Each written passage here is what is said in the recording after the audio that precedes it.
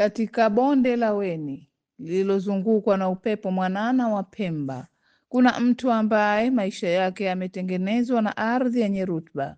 Ndani ya miaka takribani 60 ya maisha yake, ndugu Ahmed amegeuka kuwa zaidi ya mkulima.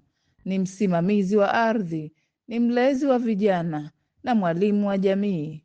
Shamba lake limekuwa darasa la wazi, mahali ambapo mboga na matunda yanazaliwa kutoka kwenye mikono ya hekima na uzoefu. Akizungumza nasi kwa utulivu wa mtu mwenye kuona mengi, Ahmed anasema, hapo katika maeneo ya Weni. Kwa hiyo nikajikita zaidi katika masuala ya vitango, na baadaye tena nikaamua, baada ya kupata shamba nyingine, nikaamua kulima vitu vingine ikiwemo mabilingani,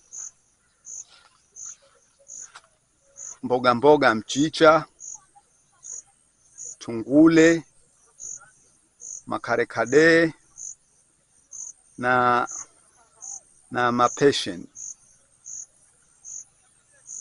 ambao ndio saizi nimbo katika kuendeleza vipando hivyo. Na zile vile ninajishughulisha na kulima hizi wanaita beetroot. Yani beetroot ni matunda ya kuongeza damu mwilini kwa watoto, kwa wajawazito. Ujumbe wake kwa vijana ni mzito lakini wa matumaini. Vijana wajifunze kujitegemea. Kazi hizi za shambani ndiyo msingi wa taifa.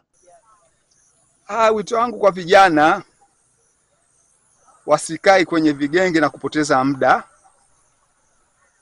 Waje watafute maeneo, wajishughulishe na mambo ya kilimo, na sisi ambao kidogo tuna uzoefu wa hivi vilimo tutawasaidia kuwafundisha namna gani unaanza kupanda, namna gani utashamba, na final namna gani unashughulikia vile vipando vyenyewe, na final mpaka kufikia pahali ambapo utapata hayo mavuno.